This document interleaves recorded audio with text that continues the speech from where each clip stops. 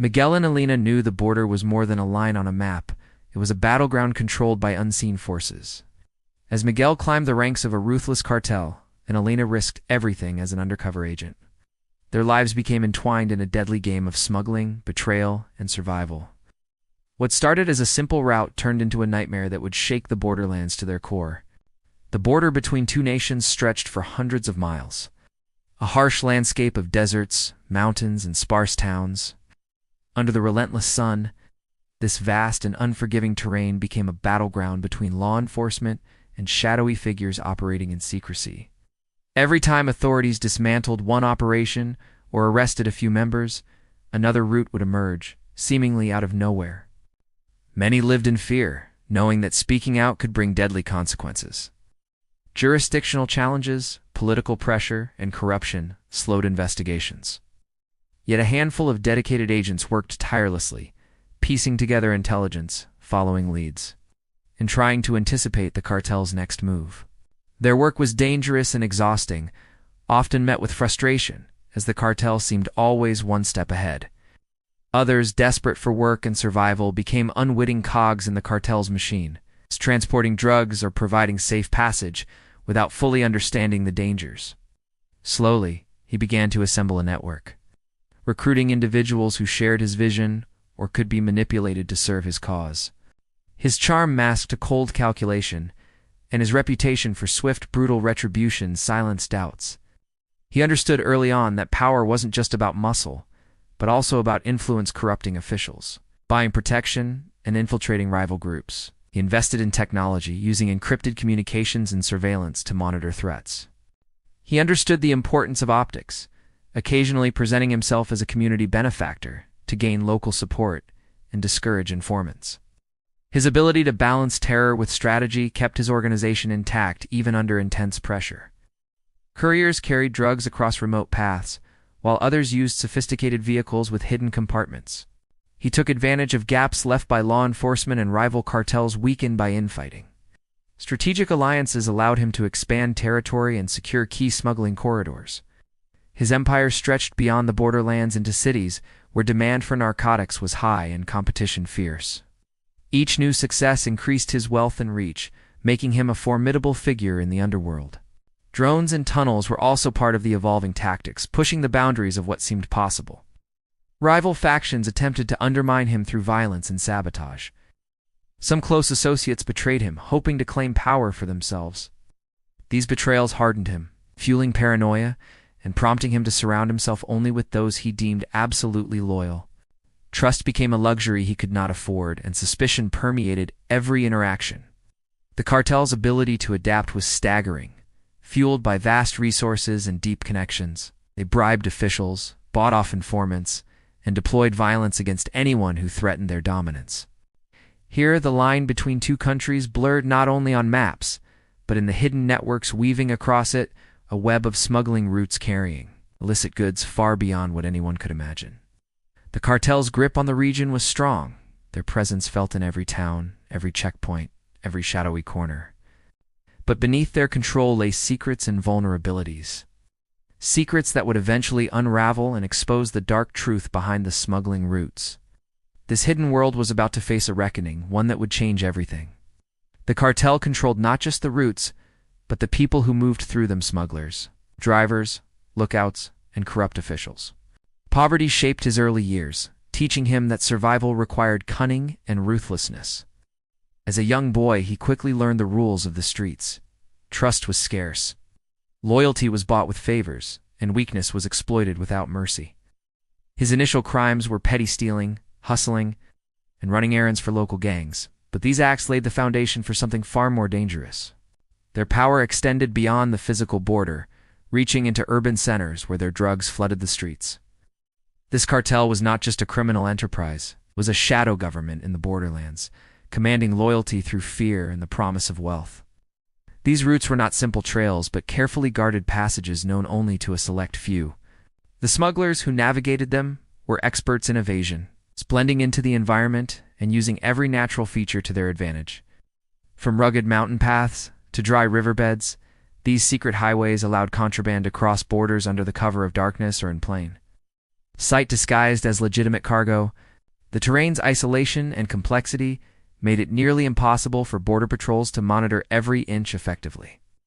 At the center of this network was a major drug cartel, an organization operating with ruthless precision and discipline. Despite the intense efforts of border agents and federal investigators, the cartel remained elusive. The local communities caught in the middle often found themselves trapped between these forces. Behind the scenes, law enforcement agencies from both sides of the border struggled to cooperate. The cartel's smuggling operations were more than just transportation. They were a carefully orchestrated system involving multiple layers and roles. The border was a front line in a war few fully understood, a place where the stakes were life and death. From humble beginnings in a small, forgotten town, the man who would become the cartel's feared Kingpin grew up surrounded by hardship. As he grew older, his ambition became clear. He wasn't content to remain a small-time player. He wanted control. The Kingpin's rise was marked by careful planning and opportunism. However, his ascent was not without challenges. Despite the darkness, the Kingpin displayed a keen intelligence rarely seen in criminal leaders. He invested in technology, using encrypted communications and surveillance to monitor threats. He understood the importance of optics, occasionally presenting himself as a community benefactor to gain local support and discourage informants. His ability to balance terror with strategy kept his organization intact, even under intense pressure. But power also brought vulnerabilities. The Kingpin's paranoia grew into obsession, isolating him from his closest allies. Federal agents increased their efforts to map the organization's hierarchy and disrupt its smuggling routes. How had such an extensive and sophisticated system remained invisible for so long in a city with thousands of surveillance cameras and constant police patrols? The answer was chilling. The cartel had infiltrated the city's infrastructure, bribing low-level workers and corrupt officials who turned a blind eye or actively facilitated the smuggling operations. Inside knowledge allowed the cartel to maintain and expand the tunnels, avoiding the normal maintenance and inspections that might have revealed their secret.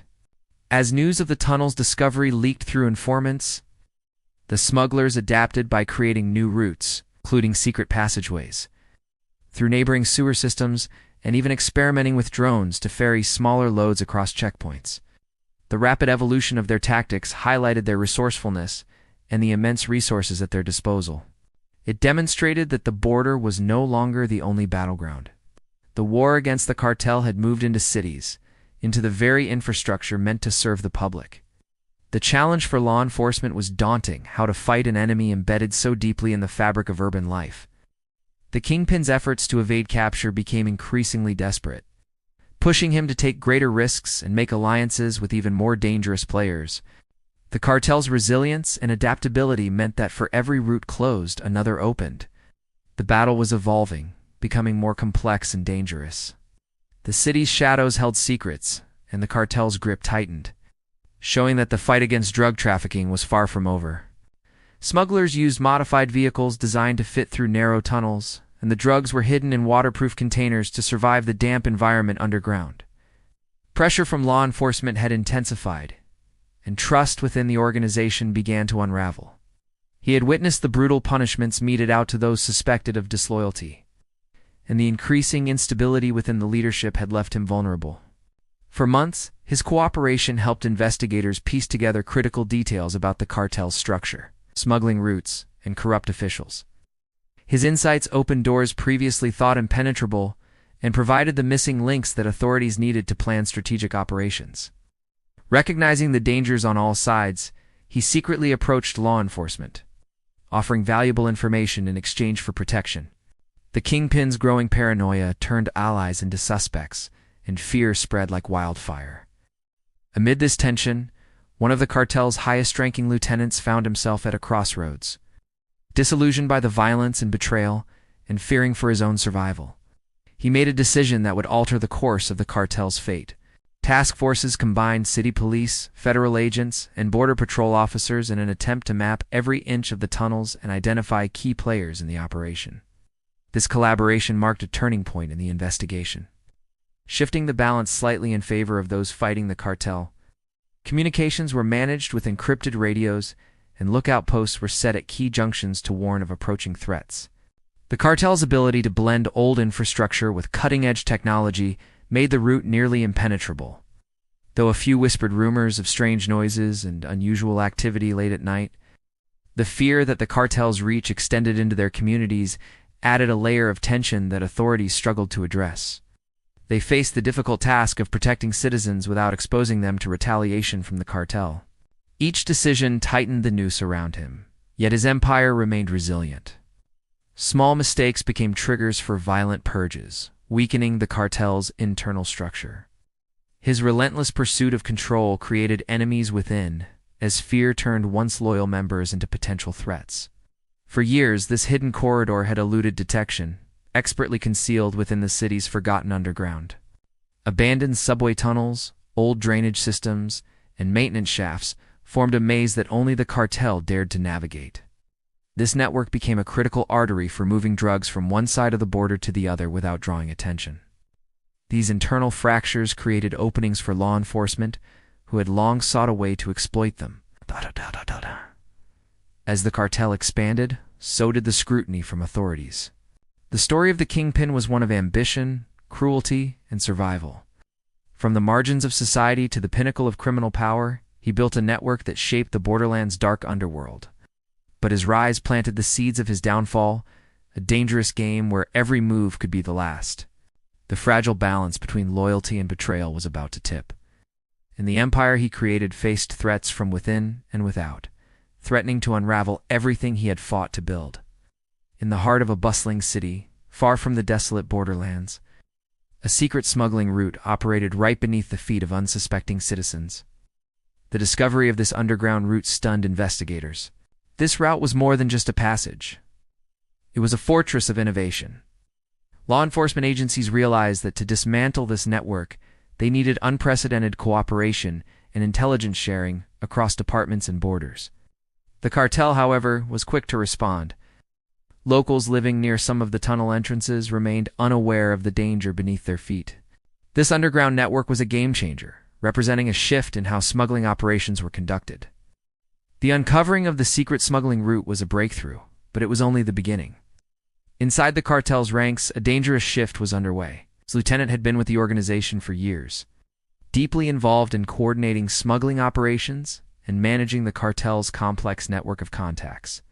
His decision was risky, not only because of the cartel's reputation for ruthlessness, but also because of the difficulty law enforcement faced in verifying and acting on insider intelligence.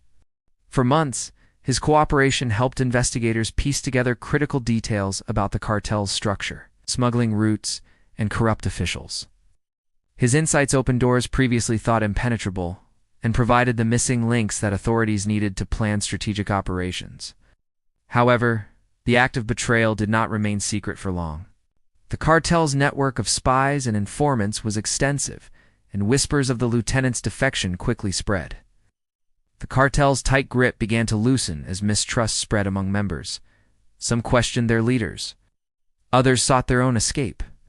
The once unified criminal enterprise now faced fractures from within, threatening its survival. The Kingpin, already consumed by suspicion, ordered an immediate and brutal crackdown to root out the traitor and anyone connected to him. It showed that even the most powerful criminal organizations could be undermined from within, but it also highlighted the dangerous costs of such decisions. The stakes were higher than ever, and the fight for control had become a deadly game of survival.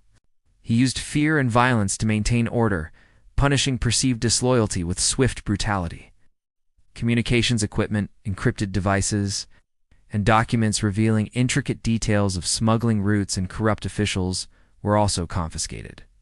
The intelligence gathered promised to unravel further layers of the organization, potentially leading to more arrests and disrupting operations for months to come. And remote borderlands he had meticulously built over the years. His escape was both a frustration and a warning, no matter how powerful the law enforcement response. The cartel's leader was still a ghost in the shadows, capable of slipping through even the tightest security. Law enforcement agencies from different regions and countries had come together in an unprecedented display of coordination and strategy. Some argued the operation was a monumental success, dealing a crippling blow to one of the most dangerous criminal organizations in recent history. While many welcomed the disruption of drug flows and the arrest of notorious criminals, fears lingered about retaliation and the possibility of new, more violent factions emerging to fill the power vacuum. The Kingpin's shadow still loomed large, a reminder of the adaptability and resilience that had allowed the cartel to thrive for so long. The tunnels and smuggling routes remained a persistent challenge, requiring constant vigilance and cooperation between nations, agencies, and communities.